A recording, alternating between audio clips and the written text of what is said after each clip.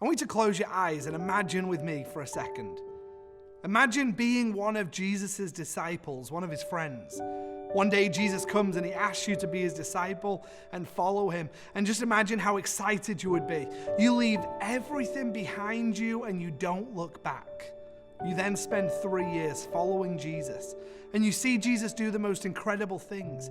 He makes the blind see and the lame walk. He feeds 5,000 people with a young boy's lunch. He even brings Lazarus back to life. During those 3 years, you spend time with Jesus, eating a lot of meals. You see how kind and caring he is. You begin to love Jesus, and you would do anything for him. Then one day, after 3 years of following your friends, the Romans, they come and they arrest Jesus.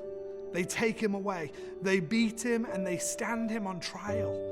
They spread lies about him, and the crowd turns on Jesus, and he's sentenced to death on the cross.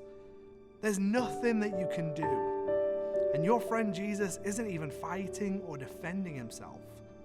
You follow Jesus as he carries his cross, and you watch as he hangs there taking his last breath.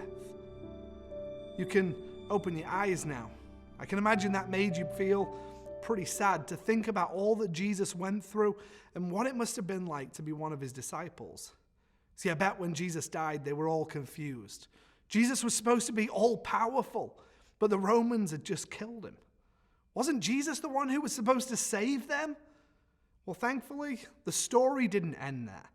Jesus' body, it was taken to a tomb, and a big stone was rolled in front so that no one would be able to steal his body. And then they left for a few days.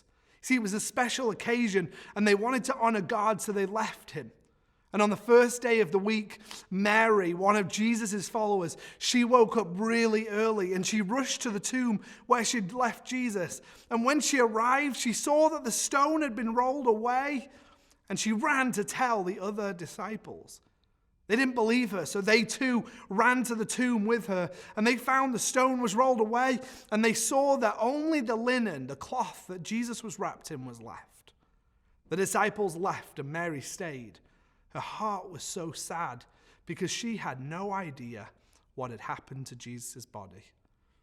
As she went into the tomb, she saw 2 angels, and then Jesus appeared behind her. Mary was so confused and so in a fluster that she thought that Jesus was a gardener.